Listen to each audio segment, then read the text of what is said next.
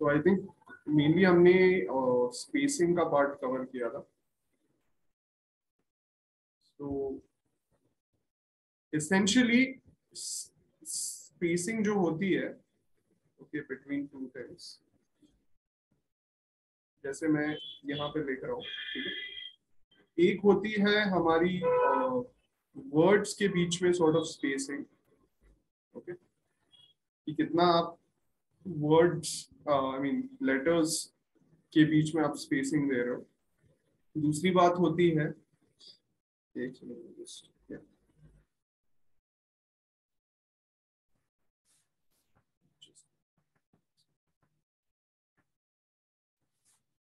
So this is called your letter spacing, मतलब D और E के बीच में क्या स्पेसिंग है, कितनी है। तो जितनी कम स्पेसिंग होगी उतना अंदर से ये पर्सन इंट्रोवर्ट या बहुत ही, मतलब आप देखोगे कुछ लोग ज्यादा कंप्रेस लिख देते हैं लेकिन लंबा होता है, तो ऐसे लगता है कि दो दीवारों के बीच में ये हैंडराइटिंग सिकुड़ रही है, ठीक है, इवन दो स्पेस बहुत ज्यादा है, फिर भी ये लगता है कि ये हैंडराइटिंग दो चीजों के बीच में सिकुड़ रही है। देखा होगा कभी किसी की हैंडराइटिंग, इवन स्कूल में ये सब, करेक्ट। तो ये बंदा ओपन, मतलब उस तरीके से नहीं है, बट अंदर से थोड़ा ये चीजों को लेकर के है। अगर मैं कहूँ, एग्जैक्ट वर्ड्स नहीं आ रहे, पर जो बंदा सॉर्ट ऑफ इंट्रोवर्टेड है, जो ज्यादा अपने आप को खोल के बात नहीं करता, ये नहीं करता, और ये कंप्लीटली सॉर्ट ऑफ ऑपोजिट है। अगर मैं ये आपके लिए ड्रॉ करता हूँ,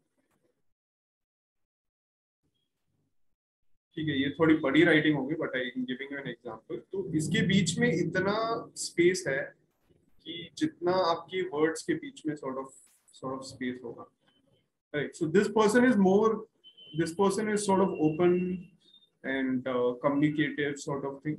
तो आप देखोगे कि जो अमेरिकन लोग हैं या जो लोग जनरली थोड़े ओपन कल्चर से आते हैं, कि स्ट्रेंजर से भी बात करते हैं, न्यू एक्सपीरियंस के लिए ओपन है, ये है, तो उनकी जो राइटिंग होती है उनके बीच में अच्छी खासी स्पेसिंग होती है। लेकिन कुछ लोग हैं, या it can be also cultural thing, कि जो अपने में ही ये रहते हैं, इवन कोई बात करे आपसे तो वो रेस्पॉन्ड नहीं करते, तो उनकी राइटिंग थोड़ी सिकड़ी हुई सी रहती है, ओके। तो ये होता है। और जो क्लासिकल अमेरिकन हैंडराइटिंग जो हम कहते हैं, वो है कि वर्ड्स और इसके बीच में भी काफी सॉर्ट ऑफ स्पेसिंग है, ठीक है।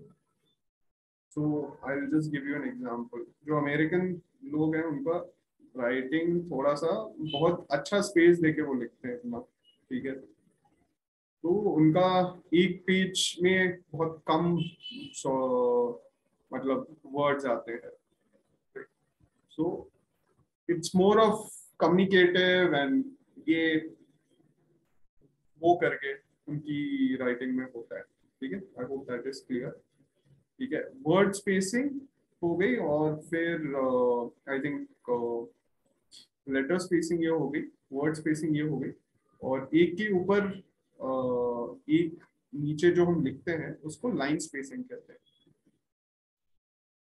ठीक है। तो वो भी इंपॉर्टेंट होती है, क्योंकि अगर मान लीजिए आप आपने कभी ये देखा भी होगा, वाई नीचे ऐसे है, फिर नीचे ऐसे करके कोई लिख रहा है, और ये सब मतलब एक दूसरे से एक के ऊपर एक सॉर्ट ऑफ नो, ये दोनों एक एक के ऊपर एक आ रहे हैं। जैसे दो ट्रेन की पटरियां हैं, आप देखे होंगे, तो एक के ऊपर एक सॉर्ट ऑफ पटरी जा रही है, करेक्ट। तो वैसे ही एक के ऊपर एक हैंडराइटिंग के लेटर्स जा रहे हैं। तो दिस इज, अगर मैं इंग्लिश में इसका, this is called too many irons in the fire, okay. मैं इसका मीनिंग समझाता हूँ आपको, काफी सिंपल है। तो मान लीजिए आई थिंक ब्लैक स्मिथ या लोहार को आपने देखा होगा, लाइक मूवी में एटलीस्ट देखा है, या गांव में देखा होगा, या कहीं जा रहे हैं देखा होगा, या आयरन मिल या कहीं पे गए होंगे देखा होगा। तो क्या होता था कि इस एक भट्टी होती है जिसमें कोयले को गर्म करते हैं, या जो भी प्रोसेस है, ठीक है, उसके बारे में मैं ज्यादा ही नहीं कहूँ। पर यहाँ पे अगर आप एक चीज, एक आयरन डालते हैं, फिर उसको ये करते हैं, मतलब थोड़ा बेंड है तो इसको सीधा करके आयरन मारते हैं ताकि ये सीधा हो जाए या जो भी शेप पे हो जाए। लेकिन आप अगर इस पे एक आयरन और एक आयरन और एक आयरन और एक आयरन और मतलब काफी चीजें डाल दें, ठीक है, तब गर्म नहीं होगा कि इनफ कि आप इस पे ये चीज कर सके।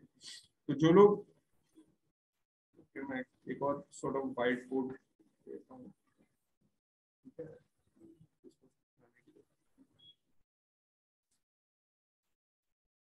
तो अगर if you have too many things going for you, मतलब you are doing sort of this, next line ऐसे है, एक के ऊपर एक लाइन आ रही है, तो you call yourself multitasker, काफी सुना होगा, मल्टीटास्कर हूँ, काफी चीजें करता हूँ, जो भी दिन में लोग बहुत प्राइड से करते हैं और, लेकिन ये है कि इसमें एफिशिएंसी आपकी चली जाती है।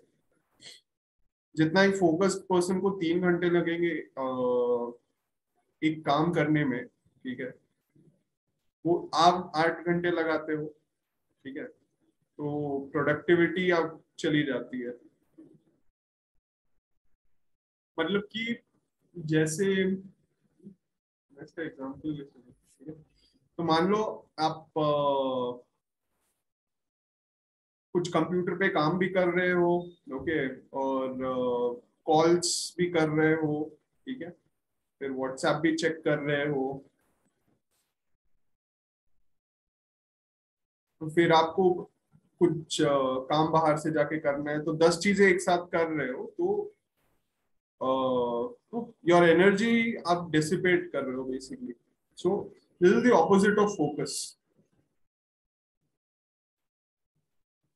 ये मतलब फोकस पर्सन नहीं है, नॉट फोकस्ड। लेकिन कुछ एरियाज में स्पेशली आप उतना फोकस करके चलना अच्छा नहीं होता है, ओके। जैसे गिवन एग्जांपल की जहाँ फोकस ये है, तो जनरली मोस्ट एरियाज में पीपल हु हैव कंसंट्रेशन, ठीक है, जिनकी हैंडराइटिंग थोड़ी छोटी होती है, उनके लाइंस मतलब अलग ही रहते हैं जनरली, करेक्ट। लेकिन जिनकी हैंडराइटिंग थोड़ी बड़ी होती है उनकी राइटिंग के लाइंस भी सॉर्ट ऑफ मैच करते हैं, मतलब क्लैश करते हैं, करेक्ट।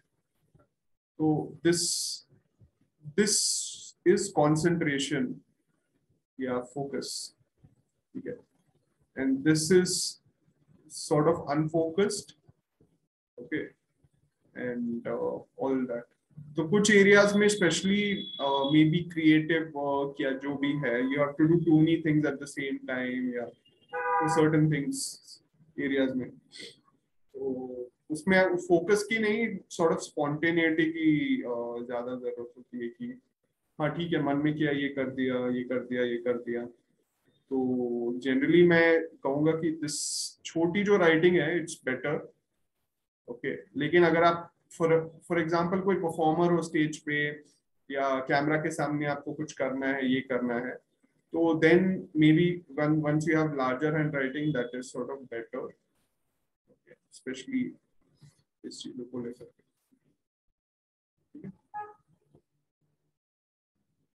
एंड आई थिंक एक और सॉर्ट ऑफ चीज मैं रिकैप कर लेता हूँ, then we will go to the next thing.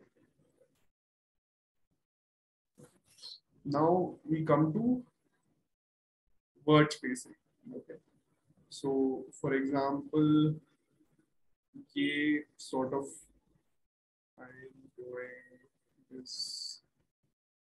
task, तो यहाँ पे स्पेसिंग कम है, और वर्सेस ये I am doing this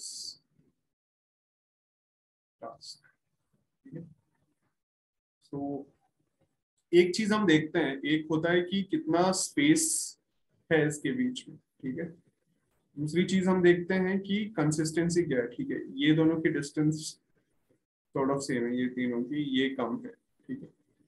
तो ऐसा ये नहीं होगा कि हमेशा डिस्टेंस सेम रहेगा इन जनरल, पर अगर डिस्टेंस सेम है दिस इज कंसिस्टेंस।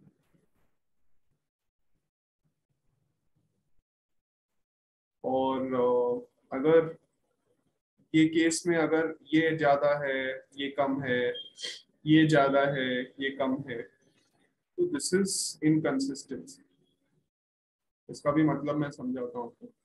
इनकंसिस्टेंसी हो गई, कंसिस्टेंसी हो गई कि ये अ, जैसे मैंने आमिर खान का आपको दिखाया था, तो याद भी होगा आई होप, कि आमिर खान का राइटिंग में कंसिस्टेंसली डिस्टेंस है, करेक्ट। तो he likes to be very private, okay, and ये उनके फ्रेंड सर्कल स्मॉल है, ठीक है, कंसिस्टेंसी है, दैट्स गुड। लेकिन अगर इनकंसिस्टेंट है तो इसका क्या मतलब होता है? तो उसका मतलब होता है कि कभी वो अकेले रहना चाहता है और कभी वो पास में क्लोज रिलेशनशिप्स चाहता है लोगों के साथ। तो ये कंफ्यूज सॉर्ट ऑफ है, ओके, लाइक आई सेड कि कंफ्यूज्ड है कि मुझे मतलब प्यार चाहिए या मुझे फ्रीडम चाहिए।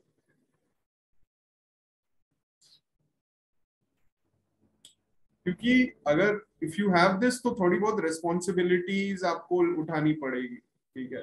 लेकिन अगर आप अकेले रहते हो तो आपको फ्रीडम सॉर्ट ऑफ है, ठीक है। तो उस चीज को लेकर के कंफ्यूजन है कि दोनों दोनों चीजें चाहिए, ओके, पर कंफ्यूज है कि इन दोनों के बीच में क्या चाहिए, या इन सर्टेन केसेस उसको चाहिए नहीं चाहिए, राइट। तो ये भी बात है। आई थिंक ये recap is what is fine. Any questions है इसके बाद? अब हम नेक्स्ट टॉपिक पे स्टार्ट कर लेंगे। कोई क्वेश्चंस है तो यू कैन आस्क मी।